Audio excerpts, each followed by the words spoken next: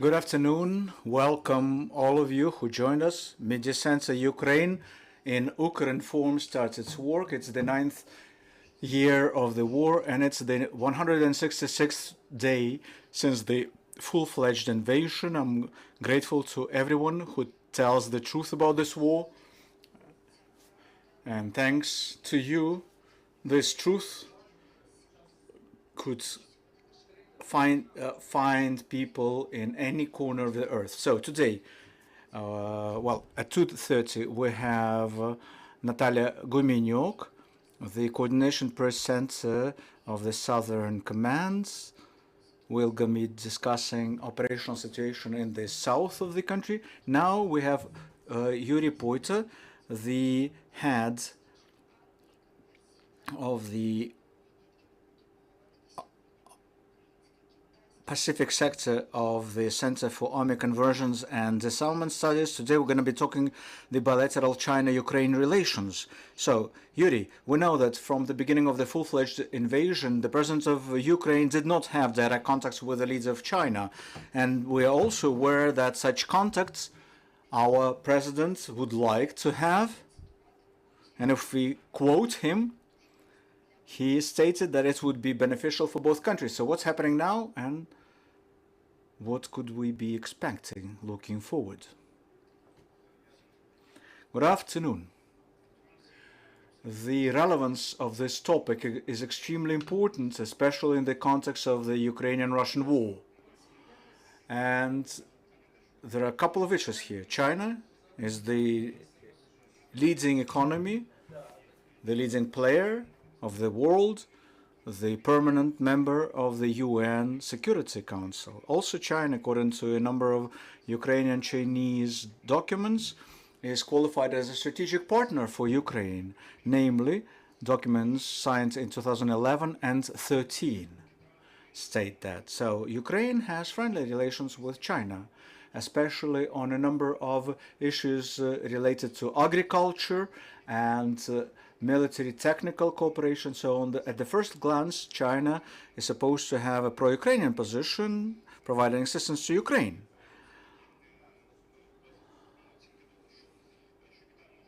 On the other hand, we heard statements that when Ukraine started creating new architecture with new security guarantees would help Ukraine in that and thus impact the Russian Federation. And this is how President Zelensky is trying to get in touch with the leader of China, Xi Jinping, requesting his assistance in influencing the Russian Federation. But it's not happening. We cannot see any serious steps of the Chinese People's Republic towards Ukraine.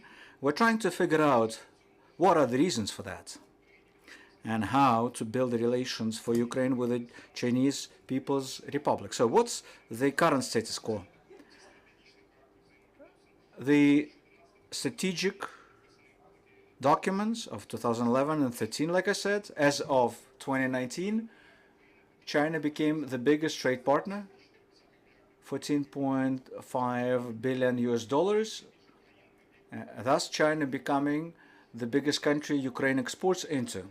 Also, China was always treated by the Ukrainian authority positively as a source of investments, the driver for economic growth. There were lots of statements that China is a global investor, interested in building One Belt, One Way projects, building industrial parks, joint ventures, railways, infrastructure. But we're not observing this. Looking at the Ukrainian Statistics Committee, $20 to $30 million investments into Ukrainian economy.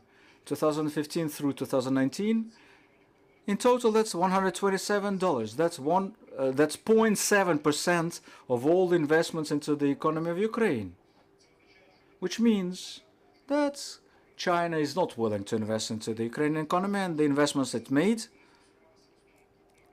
were made into two areas. Firstly, improving infrastructure to receive better access to the Ukrainian raw materials, and secondly, granting credits, often enough unfavorable to Ukraine, too expensive, and involved with corruption risks.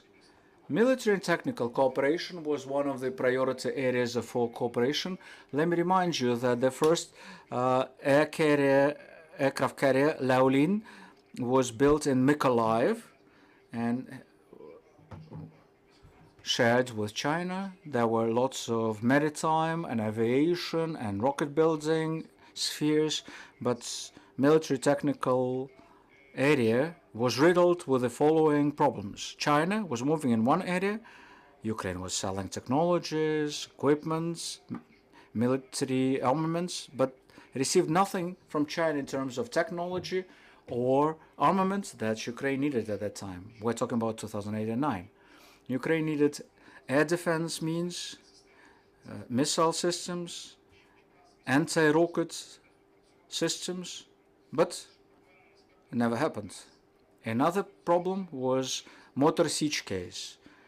Located in Zaporizhzhia in 2016, China tried, outside of official channels of military technical cooperation, to receive access to this company, to its technologies. If it would only succeed, it would cause substantial risk to Ukrainian military security. The Neptune rocket that downed the Russian ship uses the motor design in Motor Sich. So, as of 2021, it became clear that China is no longer a friend of Ukraine, but it's not a foe either. It's a partner. And it's being quite accurately articulated by the Ukrainian authorities. But the Russian war changed everything. Now the position of China, most oftenly called by the experts as pro-Russian neutrality. What does it mean? It means that China, on the one hand, looks like supports the integrity, territorial integrity, independence, and security and sovereignty of Ukraine. But on the other hand, it carries out steps that are not favorable to Ukraine and are against our national interests. Namely, China votes consequently against Ukrainian resolutions in the Council of Europe and UN. China never criticizes the Russian actions in Ukraine. It always calls it this war as a Ukrainian crisis, stating that the Russian concerns in terms of Russia's security should be respected. That's what China says. That's exactly the ultimatum that Russia gave Ukraine before its full-fledged invasion. So, China believes that this war is all about NATO and the US. If you look at the discourse of the Chinese experts and politicians, the blame of the Ukrainian crisis and the food crisis is exclusively the court of NATO and the US in particular, which allegedly, because of their policy, were moving towards ease, thus provoking the Russian Federation. China always is against imposing sanctions against Russia, claiming that it doesn't help to prevent the conflict, only ruining economic relations in the world. China is against providing Ukraine with armaments. It keeps repeating this at all the events, claiming that the Western arms don't help to resolve the conflict but bring oil to the fire. China disseminated Russia's dissemination about so-called 20 biolabs allegedly located in Ukraine to produce American chemical weapons and biological weapons. Ukraine is absent in the Chinese discourse. If we look at mass media in China, in Chinese and English, Ukraine is always treated as a zone of influence of the Russian Federation, which temporarily has been under control of the United States. So thus, Russia is just protecting its interests. No discourse about the Ukrainian nation, Ukrainian national interests, about the genocide in Bucha, about the fight of Ukraine for its independence, for the ability to set its own fate. It's absent in Chinese discourse. It's all about Russia fighting against US and Ukraine being a proxy. Now, the change of so-called pro-Russian neutrality could not be expected. No factors, no scenarios that would change this current Chinese position one way or another, which serves the Ukrainian purposes because China fails to provide Russia with any military assistance, and also is very cautious about helping Russia to avoid sanctions. So according to the Ukrainian authorities, Chinese position is more or less acceptable right now. I would not be covering the reasons for that, but what could Ukraine do now?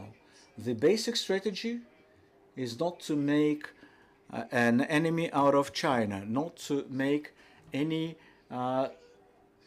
efforts that would be treated as anti-Chinese. But Ukraine needs to become self-sufficient, reducing risks coming from China. Let me remind you that according to the EU strategy, according to the NATO strategy, approved a month ago, China is treated as a challenge to interests, values, and Atlantic security. So if Ukraine strives to integrate UN, EU, and NATO, it needs to change its position towards China, because strategic partnership and on the one hand, and the challenge to the global security, well, it should not be labeling one and the same country. So Ukraine clearly needs to maintain trade relations with China, economic projects for sure, but we need to impose clear restrictions on cyber security area, on building by Huawei company 5G networks in Ukraine, because it caused substantial threats for sensitive information in Ukraine. Military technical cooperation, I believe, should be discontinued now, because we will get Lend-Lease for the total amount of 40 billion on the one hand, and $0 of assistance from Chinese People's Republic in terms of military support to Ukraine. So military technical cooperation with China could be aimed against national interests of the US, because strengthening the Chinese armed forces will strengthen concerns of our partners in Asian Pacific region. And also there is a number of other issues that I believe Ukraine should carry out certain steps, like the draft law on screening of foreign investments. This draft law has been designed, but it hasn't been imposed just yet. It follows the European practice. In the EU, it exists from 2019. If only we would have imposed it already, then the legislation on the screening of foreign investments in terms of how they threaten our national security, well, they would help to prevent us this motor siege case. Thank you. Your questions, please. Yurii, look. The actions of our authorities look quite logical, to find ways to cooperate with the country that could one way or another impact the aggressor, the country we're fighting with. On the other hand, you are clearly stating that we can find the concerns of our strategic partners like US and other countries.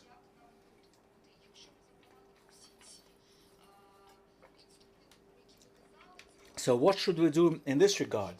Because if we implement all those tips, they might not be well accepted by our partners. So how should we try to not cross this line with China? Well, for quite a while we're trying to see how we're trying to communicate with China, but it fails to respond. If we look at the Chinese mass media, well, they reproduce and retranslate the pro-Russian narratives. Absolutely Russian media. 2016, Russian and Chinese media signed serious agreements on cooperation, and they have only intensified those efforts. Also, Russia and China coordinate their political position on the international arena. They clearly state that, no changes on that. So far, we've seen only 2 interviews from Dmytro Kuleba and a week ago, President Zelensky in Chinese media. I believe all measures are positive if only they help to change the Chinese position into becoming pro-Ukrainian. What do those two interviews in Chinese media tell us? Since President Zelensky communicates with Xi Jinping through mass media, it proves that diplomatic channels are not working.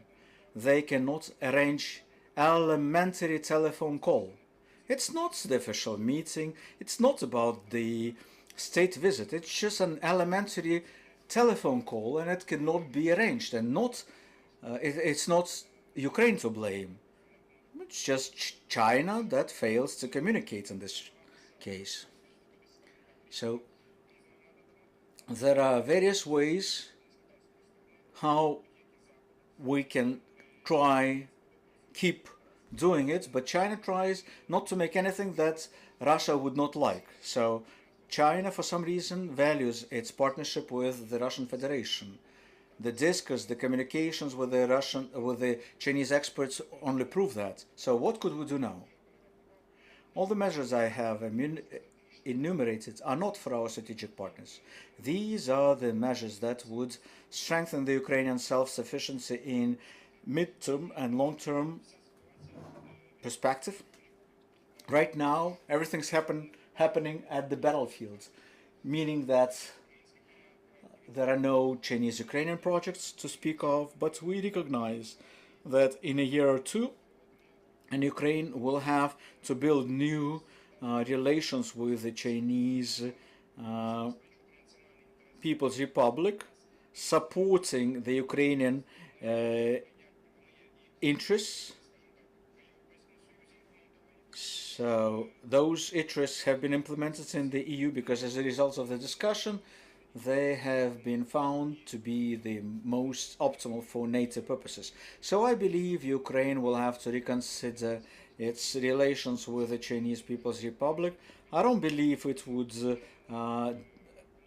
lead to deterioration of our relations. Well, they will be weakened or put on pause, but that's quite normal when the country cooperates with certain country in one areas but closes down other areas. For instance, Ukraine cannot get access to the technologies of the People's Liberation Army of China. Well, it's not favorable for China, fine. Well, let's then Ukraine change its own approaches. How would you evaluate the opportunity that China will provide technical assistance to Russia? It's very little possible to happen. Here there are two basic ingredients. The military actions at the battlefield, on the one hand, but Marines of Chinese armed forces will not end up in Black Sea. On the other hand, the second ingredient is providing arms and military equipment, or its components. But there are no indications that China has transferred anything like that to Russia or is ready to transfer anything, which is being confirmed by very clear positions of Washington and Brussels, who claim at all the events that if only we would identify any sort of military technical assistance from China to the Russian Federation, it would ruin the relations of China with the US and EU. For China, it's extremely important to have access to the EU and US markets, which are much more substantial than that of Russia. And so China, trying to become a superpower, it has to have access to Western technologies. So military assistance to Russian Federation will ruin such relations and will pose under threat the ability of China to reach its strategic goals. Colleagues, questions? Ukraine Forum? A couple of questions. How high is the potential of China to change its position after the 20th session of the Communist Party? Secondly, what are the potential risks for Ukraine in the current environment of dangerous relations between China and the US? And thirdly, what's your take on the escalation of the conflict in Taipei? Thank you for this. Now, as to the 20th session of the Communist Party, most likely the current leader, Xi Jinping, would be re-elected. The Chinese People's Republic is a closed political regime.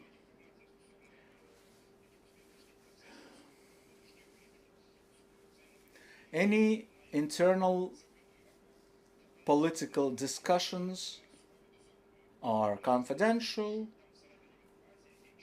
Mass media receives only a dose of truth. It's not clear how they would shape their internal policy because we have no inputs to make such assessments. We can only base our evaluation on what's being published and the conclusions of the Chinese experts. So, based on their comments, they believe that after Xi Jinping is re-elected, China will continue the same political course that it had sustained over the last 10 years, namely reaching the status of superpower technologically, economically and military, and winning the strategic competition against the US. These are two strategic goals. That's why the 20th session of the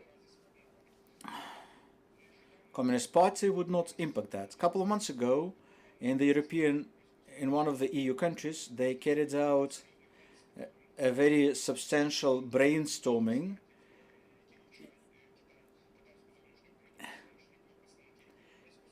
having representatives of the EU and NATO looking at three scenarios: the military defeat of Russia, the military defeat of Ukraine, and thirdly, status quo scenario.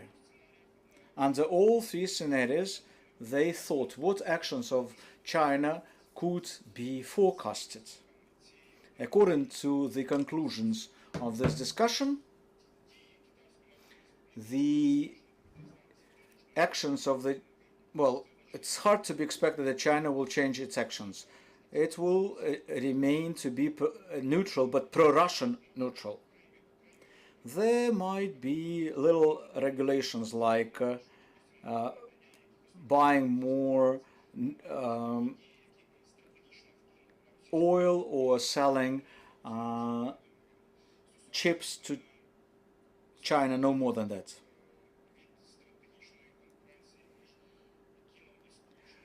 Now, what would be the risks associated with the current tensions between China and the US? Well, quite a complicated question indeed. I believe for Ukraine the biggest military risk is the ongoing war with Russia. That's why any trade competition between US and China becomes secondary for us. But Ukraine might grasp some opportunities here. What do I mean by this? The military defeat of Ukraine will mean the geopolitical defeat of the West, which China would make use of. So the goal of China is to reach its geopolitical domination. That's why strategic competition between the US and China is positive, is beneficial for Ukraine, because the West has to support Ukraine. If Ukraine fails today, US will fail China in 15 to 20 years' time. Now, your third question, Taipei. The situation is tense, but currently it's more or less controlled. The military exercises of Chinese army is over. In Taipei Strait, there were 6 areas where those military exercises were conducted, including Chinese Navy launching ballistic missiles. About a dozen launches of Dunfen 15 ballistic missile, little range, up to 700 kilometers.